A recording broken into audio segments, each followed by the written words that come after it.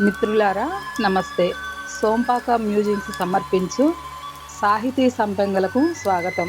ఇందులో భాగంగా నేటి కథా సంపంగి తప్పిపోయిన కూతురు. రచయిత్రి జి లక్ష్మి గారు. వీరి గురించిన చిరు పరిచయం.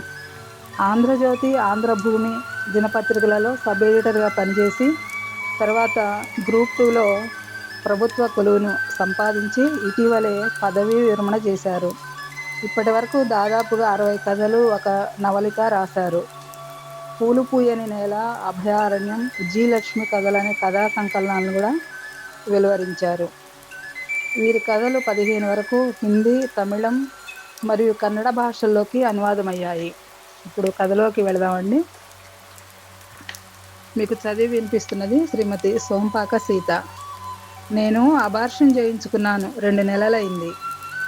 వంటింటి గుమ్మానికి ఆనుకుని ధీర చెప్పింది వినగానే ఒక క్షణం అయోమయంగా అనిపించింది. తలెత్తి ధీరమొహంలోకి చూశాను. అలాగే నిశ్చలంగా చూస్తుంది. ఎంత క్యాజువల్గా, ఎంత ఉదాసీనంగా, గొంతులో ఎలాంటి భావము లేకుండా అదేదో తన శరీరం కానట్టు ఎలా చెప్పిందది? చెప్పటం కాదు, అది ఒక స్టేట్మెంట్ అంతే. ఏదైనా జరుగుతుందేమోనన్న భయం మనల్ని భయపెట్టినంతగా అది జరగటం అంత భయపెట్టదు. నిజం కన్నా ఊహ ఎప్పుడూ భయంకరంగా ఉంటుందేమో. నిజానికి నా గుండె బద్దలవ్వాలేమో, కానీ చిత్రంగా నా గుండె ముక్కలేమీ అవ్వలేదు. ఇంకా చెప్పాలంటే ఏదో భారం దిగిపోయినట్టుగా ఉంది. ఇది ఇట్లాగే జరుగుతుందని, ఇలా కాకుండా ఇంకోలా జరిగినా చివరికి అది కూడా ఇలాగే ముగుస్తుందని నాకు ముందుగానే తెలిసినట్టుగా అనిపించింది. ధీర విషయంలో నా భయం నిజమైనందుకు సంతోషపడుతున్నానా అని ఒక్క క్షణం గిల్టీగా కూడా అనిపించింది. ధీరకి పెళ్లి చూపులు అనుకుంటున్నప్పటి నుంచి ఏదో తెలియని టెన్షన్, సగం భయం సగం సంతోషం కలగలిసిన చిత్రమైన ఫీలింగ్. సిగరెట్లు తాగే, డ్రింక్ చేసే అలవాటు నా కూతురికి పెళ్లి చేయాల్సిన తల్లికి, ఆ పెళ్లిని 4 కాలాల పాటు నిలబెట్టాల్సిన బాధ్యత ఉన్న తల్లికి ఆ మాత్రం టెన్షన్ ఉండటం సహజమేనేమో. తను చెప్పిన మాటకి నేను ఏమంటానా అన్నట్టు నా 32 ఏళ్ల బాధా శిఖరం, నా 5 ఏళ్ల ఒంటరి దుఃఖం, నా నిలువెత్తు దిగులు మేఘం గుమ్మల్లో ఇంకా అలాగే నిలబడి చూస్తోంది. ఎవరు? సాధ్యమైనంత మామూలుగా క్లుప్తంగా అడిగాను. ఇట్ డజంట్ మ్యాటర్, ధీర అంతే క్లుప్తంగా చెప్పింది. ఎలాంటి ప్రశ్నకి ఎలాంటి సమాధానం? ప్రపంచంలో ఏ తల్లి కూతుళ్ల మధ్య ఇంత అద్భుతమైన సంభాషణ జరిగి ఉండదేమో బహుశా. ఇట్ డజంట్ మ్యాటర్ అంటే అదేమంత చెప్పుకోదగ్గ పెద్ద విషయం కాదనా? ఎవరైనా సరే నీకు అనవసరమనా? ఎవరైనా ఒకటే, పెద్ద తేడా ఏం లేదు, నీకు సంబంధం లేదు, నువ్వు చేయగలిగింది ఏమీ లేదనా? అన్నీ బేతాళ ప్రశ్నలు. ధీర మొహంలో ఒకలాంటి నిర్లక్ష్యం, ఒకలాంటి ఇండిఫరెన్స్, అందులో కొంత తెచ్చిపెట్టుకున్న నిర్లక్ష్యం. తనకు నాన్నను లేకుండా చేశానని నా మీద పెంచుకున్న కోపం. నిజమే, చిన్నప్పటి నుంచి అది నాన్నంటే ఎవరో తెలియకుండానే పెరిగింది. అది నా జీవితం, నా జీవితానికి సంబంధించిన విషయమే అనుకున్నాను. కానీ అదే విషయానికి తర్వాత ఒకరి ముందు నేను దోషిగా నిలబడాల్సి వస్తుందని అప్పట్లో నాకు తెలియలేదు.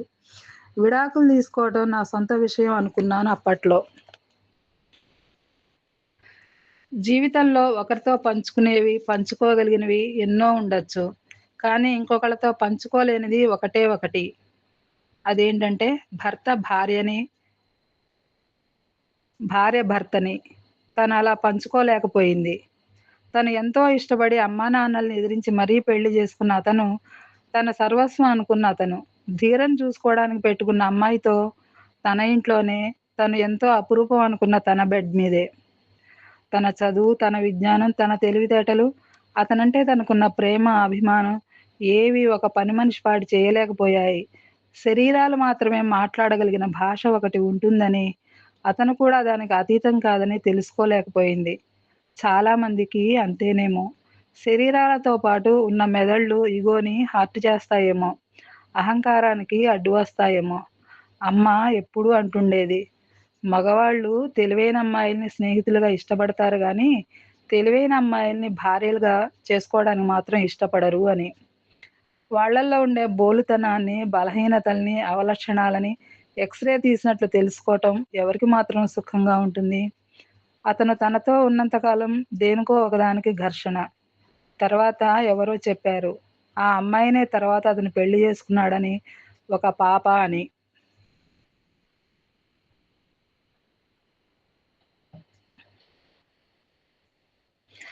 5 ఏళ్ల క్రిందట ఒకరోజు, "నాన్న ఎవరు?" అని అనూహ్యంగా అడిగింది ధీర. ఆయన గురించి చెప్పాక, "ఒకసారి చూడాలనుంది. చూసి వస్తాను" అన్నది. అతనింట్లో ఒక పూట ఉండి వచ్చింది. అతని భార్యాపిల్లలతో కలిసి హోటల్‌కి వెళ్లి లంచ్ చేసిందట. తర్వాత బీచ్‌కి వెళ్లి సరదాగా గడిపారట. అంతా చెప్పి, "ఆ పిల్ల స్థానంలో నేను కదా ఉండాల్సింది. నువ్వు నన్ను లేకుండా చేశావు" అంది. అక్కడికి జరిగిందేంటో తను చెప్పింది కానీ ధీర కన్విన్స్ అవ్వలేదు. ఇవాళ రేపు అందరూ అలాగే ఏడుస్తున్నారు. అంత మాత్రానికి డైవోర్స్ తీసుకోవాలా? అంది అసహనంగా. ఆ బాధ, ఆ దుఃఖం తనని అహర్నిశలు వెంటాడే పీడకల. ఎలా చెప్తే దానికర్థమవుతుంది? భర్తని ఇంకొకళ్ళతో పంచుకోవటం. అది ఎవళ్ళకి వాళ్ళకే తెలుస్తుంది. ఆ స్థానంలో ఉన్న వాళ్ళకే తెలుస్తుంది. అలా పంచుకోవటం, పంచుకోగలగటం నాగరికత లక్షణమేమో! తను అంత నాగరికత నేర్చుకోలేకపోయింది. అప్పటి నుండి ధీర ప్రవర్తన మారిపోయింది. చాలా మొండిగా తయారైంది. బ్యాంక్ పీఓగా సెలెక్ట్ అయ్యి ముంబై వెళ్ళినప్పటి నుంచి ఇద్దరి మధ్య అగాధం ఇంకా పెరిగి పెద్దదయింది. ముంబై వెళ్ళిన తర్వాత 6 నెలలకు ఒకసారి ఇంటికొచ్చింది. "ఎలా ఉందే బాంబే లైఫు?" అడిగా. "అబ్బా! చాలా ఫాస్ట్ లైఫ్ అమ్మా. జర్నీకే సగం రోజు సరిపోతుంది. అసలు ఇంట్లో ఉండేదే తక్కువ. అంతా హడావిడిగా, టెన్షన్‌గా గడిచిపోతుంది. ఒకటే ఉరుకులు, పరుగులు. అన్నట్టు నీకు గుండెలు పగిలే విషయం ఒకటి చెప్పనా?" అంది ధీర. "ఏంటది?" "మా రూమ్‌మేట్స్ లీనా, మేఘన సిగరెట్లు గూడా కాలుస్తారు. తెలుసా? వీకెండ్స్‌లో డ్రింక్స్ గూడా చేస్తుంటారు. నీ సంగతి?" "ఇప్పటివరకైతే లేదు. కానీ ఎక్కువ కాలం రెసిస్ట్ చేయలేననుకుంటా. ఆ ఒత్తిడి తట్టుకోవటం కష్టం" కవ్విస్తున్నట్టుగా అంది. రెసిస్ట్ చేయలేకపోయిందని తర్వాత దానిని చూసినప్పుడు అర్థమైంది. మన బలహీనతలు, తప్పులు అన్నిటికీ పని ఒత్తిడిని, టెన్షన్‌ని సాకుగా చూపించే వాళ్ళ జాబితాలోకి ధీర కూడా చేరిపోయింది. తర్వాత కొన్నాళ్ళకి ఓ రోజు ఫోన్ చేసింది. "అమ్మా! నేను ఫ్లాట్ మారదామనుకుంటున్నా." "ఎందుకే? రెంట్ ఎక్కువవ్వదు?" "ఒక్కదానికి అంతెందుకు? మా రూమ్‌మేట్స్ ఇద్దరికి బాయ్ ఫ్రెండ్స్ ఉన్నారు. వీకెండ్‌కి వాళ్ళు ఫ్లాట్‌కి వస్తుంటారు. నాకు ఎంబరాసింగ్‌గా ఉంటుంది. అందుకే మారదామని అనుకుంటున్నాను. సాలరీలో కొంత హైక్ కూడా వచ్చిందిలే."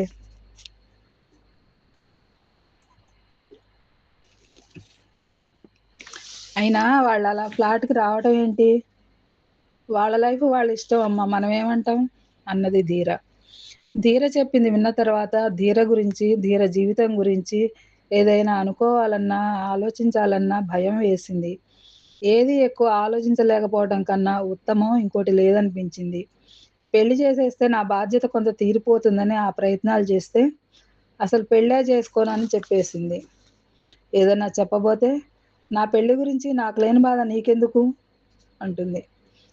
"అది బాధపడొద్దు అన్నంత మాత్రాన బాధ లేకుండా పోతుందా? దాన్ని ఒంటరిగా ఎలా వదిలి వెళ్ళాలనే దిగులు లోపల ఎక్కడో పేగుల్ని మెలిదిప్పి, పైకి పాకి నా మొహంలో దూరి, నా మొహంలోని కాంతిని, వెలుగుని, నా నవ్వుని నాకు దూరం చేసిందని, నేను నవ్వే నవ్వులో, నేను మాట్లాడే మాటల్లో నేను లేని ఒక శూన్యంలోకి నన్ను విసిరేసిందని చెబితే దానికి అర్థమవుతుందా? ఎక్కడ ఉన్నా, ఏ పని చేస్తున్నా 30 ఏళ్ళు దాటుతున్నా దానికింకా పెళ్లి కాలేదనే ఆలోచనొస్తే చాలు, చేతిలో ఉన్న పని అలాగే వదిలేసి ఉండిపోతున్నానన్న నిజం దానికి ఎలా చెప్పను? ఎవరిదైనా పెళ్ళని వింటే సంతోషించే బదులు, ఒక దుఃఖ సముద్రం నాలో ఉన్నట్టు నేను దానిలో మునిగిపోతున్నట్లుగా ఆ విషయం దానికి ఎలా చెప్పను? నా దుఃఖం నేనే మోసి, దాని దుఃఖము నేనే మోసి, నేనేమన్నా దుఃఖ నదినా అందరి దుఃఖాలు మోయటానికి? కానీ అదెవరు? పరాయిదా? దాని తాలూకు దుఃఖం నా దుఃఖం కాకుండా పోతుందా? ఎందుకు మనుషులు తమ జీవితానికంతా ఒక్కళ్ళనే కేంద్రంగా చేసుకొని బతుకుతుంటారు? ఆ ఒక్క బంధంలో ఏదన్నా తేడా వస్తే తలకిందులైపోతుంటారు. ఇది ముందే తెలిస్తే నా జీవితాన్ని ధీర చేతుల్లో పెట్టేదాన్నా? పలుచని మొహంతో, మొహంలో సిగ్గు, వినయం కలగలిసిన నవ్వుతో అరవిరిసిన నందివర్ధనంలో ఎంత మనోహరంగా ఉండేది ధీర. ఇంటికి చుట్టాలెవరన్నా వస్తే చాలు తుర్రుమని లోపలికి పరిగెత్తుకొచ్చి, తన చాటున దాక్కునే ధీర నిన్న మొన్నటి వరకు గుర్తొచ్చేది. బొంబాయి వెళ్ళటానికి రైలెక్కినప్పటి నాటి దాని దిగులు మొహం ఇంకా కళ్ళ ముందు కదలాడుతూనే ఉంది నాకు. కానీ తర్వాత తర్వాత దాని మొహంలో నేవళం, మృదుత్వం పోయి ఏమాత్రం సున్నితత్వం లేని ఒకలాంటి గండు మొహం. ఎప్పుడు, ఎక్కడి నుంచి వచ్చి చేరిందో గుర్తు రావటం లేదు. చెల్లెలి కొడుకు కిరణ్ ఏడాది కిందట అన్నమాట గుర్తొచ్చింది. పెళ్లి చూపులకు వెళ్ళి వచ్చిన కిరణ్‌ని, "అమ్మాయి ఎలా ఉందిరా?" అని అడిగింది ఒకసారి. "నాకు ఆ అమ్మాయిలో ఏమాత్రం ఫెమినిటీ కనిపించలేదు పెద్దమ్మా" అన్నాడు కిరణ్. "అంటే ఏంట్రా?" "అదేంటో నేను చెప్పలేను గానీ, మా ఇద్దరిని కాఫీ షాపుకి పంపించారు. నాకు నా పక్కన ఇంకో అబ్బాయి ఉన్నట్లు అనిపించింది తప్ప, అమ్మాయి ఉన్నట్టు అనిపించలేదు" అన్నాడు. కిరణ్ ఆ మాట అన్నప్పుడు నాకంతగా అర్థం గానిది, తర్వాత ధీరను చూస్తున్న కొద్దిగా అర్థమైనట్లు అనిపించసాగింది. నా పాత ధీర నాకిక కనిపించదని, అది బొంబాయి మహానగరంలో ఎక్కడో తప్పిపోయిందని. మహానగరపు జీవితమా? లేక చుట్టూ ఉన్న పరిసరాలా? లేదా వ్యక్తులా? ఏది కారణమో తెలీదు. నా ధీర ఇంకా పాత ధీర కాదు. దాన్ని నగరం పూర్తిగా ఆవహించింది. దానిలోని మంచిని, భయాన్ని, మొహమాటాన్ని, అలవాట్లను కొంచెం కొంచెంగా మింగి మింగి జీర్ణం చేసుకుని చివరకు పనికిరాని పిప్పిని మా మీదకు వదిలినట్టుంది దాని మొహం చూస్తుంటే. ధీర మొహంలో ఒకలాంటి ఉదాసీనత, ఇండిఫరెన్స్. అది జీవితం మీదో, మనుషుల మీదో, తన మీద తనకో తెలవని నిర్లక్ష్యం ఎక్కడో చదివింది. ఏదైనా సమస్య వస్తే పరిష్కరించు. నువ్వు పరిష్కరించలేని సమస్య అయితే కాలానికి వదిలేయి అని. అలా ధీర పెళ్లిని కాలానికే వదిలేసింది. హాల్‌లో ఉయ్యాల బల్ల మీద కూర్చుని సెల్‌లో మెసేజ్‌లు చూసుకుంటున్న ధీరను చూస్తే ఓవైపు బాధ, ఓవైపు విరక్తి. సిగరెట్లు, డ్రింకు చేయడంతో పాటు అబార్షన్ కూడా చేయించుకున్న కూతురికి పెళ్లి చేయాల్సిన తల్లిగా తన బాధ్యత ఇంకా పెరిగినట్టు ఉంది అనుకుంటే, అవార్డు ఫంక్షన్‌లప్పుడు సినిమా హీరోలు, దర్శకులనే మాటలా అనిపించి, వంట చేయటం బోర్, పిల్లల్ని కనటం బోర్, పెంచటం అంతకన్నా బోర్. ఎప్పుడూ సెల్‌తో గడపడం అనేది ఒక ఇంటర్నల్ వాక్యూమ్‌లోంచి వచ్చే వ్యాపకం. ఒక వాక్యూమ్‌ని ఇంకో వాక్యూమ్‌తో నింపే ప్రయత్నం. పక్కనున్న మనిషితో మాట్లాడరు కానీ, 2 రోజుల్లో పెళ్లి చూపులు పెట్టుకుని వాళ్ళని మోసం చేసినట్లవ్వదు. అంతకన్నా ఇంకేమనాలో తోచలేదు నాకు. నా పాత roommate Leena hymen reconstruction surgery చేయించుకుని పెళ్లి చేసుకుంది. మోసం అంటే చిరిగిన కన్నెపొరకి సర్జరీ చేయించుకుని వర్జిన్‌లా పెళ్లి చేసుకోవటం. అందుకే ఎందుకైనా మంచిదని నీకు చెప్పాను. అయినా అవతల వాళ్ళు గూడా అంత మడిగట్టుకుని ఏమీ ఉండటం లేదులే అన్నది నిర్లక్ష్యంగా. అబార్షన్ చేయించుకుని పెళ్లి చేసుకోవటం మోసం కాదా? అది తప్పేమో గాని మోసం గాదు. దేవుడా! ఇక నా వల్ల గాదు. దీన్నంతా భరించే శక్తి ఇవ్వు తండ్రి. నా బలహీనపు గుండె బద్దలు కాకుండా చూడు స్వామీ. ధీర దేన్నైనా ధైర్యంగా ఎదుర్కోవాలని ఏరుకోరి అపురూపంగా పెట్టుకున్న పేరు. ఇప్పుడు ఇందుకు పనికొస్తుంది. ఎక్కడైనా గొంగళి పురుగు సీతాకోక చిలుక అవుతుంది గానీ, సీతాకోక చిలుక గొంగళి పురుగు అవ్వటం ఎక్కడన్నా ఉంటుందా? అవతలి వాళ్ళు అంత మడిగట్టుకుని ఉండటం లేదని ఇది కూడా ఇలా అయిందా? అయినా సృష్టిలో స్త్రీ పురుషులు ఇద్దరూ సమానమే. ఒకరు ఎక్కువ గాదు, ఒకరు తక్కువ గాదు. ఎవరి అస్తిత్వం వారిదే. మగవాళ్ళతో సమానం అవ్వాలని ఆడవాళ్ళు మగవాళ్ళను ఎందుకు అనుకరించాలి? స్త్రీ పురుషులిద్దరూ కలిస్తేనే గదా పరిపూర్ణత్వం సిద్ధించేది. స్త్రీకి సహజ సిద్ధమైన సున్నితత్వం, లాలిత్యం, ఆర్ద్రత ఉంటాయి. ఆ లక్షణాలను పోగొట్టుకుని మార్దవం లేని కరుకు మగమొహాలు ఎందుకు అరువు తెచ్చుకోవడం? ఐడెంటిటీ క్రైసిస్ ఆడవాళ్ళ మొహాల్ని కఠినంగా, మగమొహంగా మారుస్తోందా? ఇప్పుడు నన్నేం జేయమంటావు? వాళ్ళకేం చెప్పమంటావు? అదేదో నువ్వే డిసైడ్ జెయి. అంటే ఇప్పుడు బాల్ తన కోర్ట్‌లో ఉందన్నమాట. Hamlet to be or not to బిలా ఇప్పుడు నిర్ణయం చేయాల్సిన బాధ్యత తనది. చేసేదంతా అది చేసేసి కూర్చుని తీర్పు తను చెప్పాలి. London bridge is falling down, falling down. TS Elliot 'waste ల్యాండ్‌లో' అనైతిక సంబంధాల గురించి అన్నమాట గుర్తొచ్చింది. ఒక్క లండన్ బ్రిడ్జ్ అయినా కూలిపోతున్నది. అన్ని బ్రిడ్జిలు కూలిపోతున్నాయి. అన్ని విలువలు అందులో కొట్టుకుపోతున్నాయి. భర్తలకు తెలియకుండా భార్యలు, భార్యలకు తెలవకుండా భర్తలు, అమ్మానాన్నలకు తెలవకుండా పిల్లలు, అక్రమమో, సక్రమమో అయిన సంబంధాలు, వాళ్ళందరూ పాదాలను సోడా నీళ్ళతో కడుక్కోవటం మొదలుపెడితే, ఆ నీళ్ళు ఇంకో హిందూ మహాసముద్రం అంత అవుతాయేమో! ఆ మహాసముద్రంలో ధీర కూడా ఓ నీటి బొట్టు.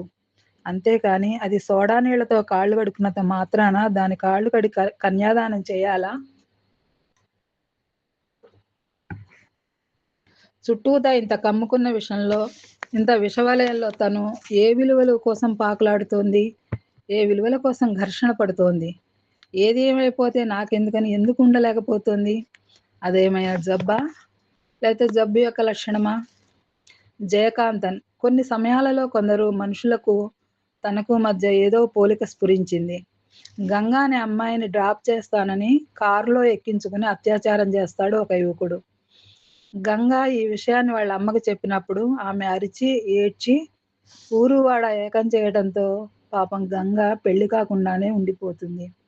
తర్వాత అదే విషయం పత్రికలో కథగా వచ్చినప్పుడు అందులో అత్యాచారానికి గురైన కూతురికి తల్లి తలస్నానం చేయించి, "నీకు అంటిన మైల అక్కడితోనే పోయింది. ఇక దాని గురించి మర్చిపో" అంటుంది.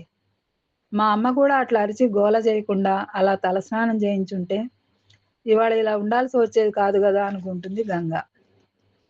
కానీ ఆ కథలో గంగ వేరు. అది యాదృచ్ఛికంగా జరిగింది. అందులో గంగ ప్రమేయం ఏమాత్రం లేదు. అలా తలస్నానం చేయించి జరిగిన పొరపాటుని కడిగేయించడానికి ఇది ధీర, గంగ కాదు. తన ముందున్నది రెండే ఆప్షన్‌లు. ధీరకు పెళ్లి చేయకుండా వదిలేయటమా? లేదా పెళ్లి చేసి విడాకులు తీసుకున్నా బాధపడకుండా ఉండటమా? సిగరెట్లు, మందు తాగుతూ అబార్షన్ గూడా చేయించుకున్న కోడల్ని క్షమించే అత్తగారులు, భర్తలు ఉన్నట్టు చరిత్రలో ఎక్కడా ఆధారాలు లేవు. అయితే పెళ్లి చేస్తే తల్లిగా తను సక్సెస్ అయినట్లు. అక్కడికి తన ప్రాణం ఒడ్డున పడుతుంది. పెళ్లి చేయలేని తల్లిదండ్రుల జాబితాలో అయితే ఉండదు. ప్రతి మనిషి జీవితంలో కొన్ని దౌర్భాగ్యకరమైన క్షణాలుంటాయి. అలాంటి క్షణం ఒకటి మన జీవితంలో లేకుండా ఉంటే బావుండు అనిపించే క్షణాలు. ఇప్పుడు అలాంటిదే ఓ దౌర్భాగ్యకరమైన క్షణంలో ఉన్నాను. తల్లిగా గెలవటమా? మనిషిగా ఓడటమా? తేల్చుకోవాల్సిన క్షణం. నాకే ఒక కొడుకుంటే ధీరలాంటి అమ్మాయిని వాడికి ఇచ్చి చేస్తానా? ఆ అబ్బాయి కూడా నాకు కొడుకులాంటి వాడే కదా! ఉయ్యాలలో కూర్చుని గోళ్ళకు నెయిల్ పాలిష్ వేసుకుంటున్న ధీరని చూస్తే ఏదో తెలియని ఆవేశం. నన్నిట్లా సుడిగుండంలో నెట్టేసి ఆవేశంతో గబగబా దాని దగ్గరికెళ్ళాను.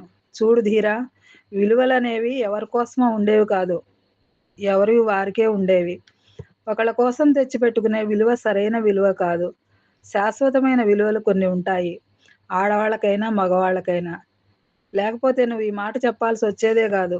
చేసిందాన్ని దేన్నైనా ధైర్యంగా ఫేస్ చేయటం నేర్చుకో.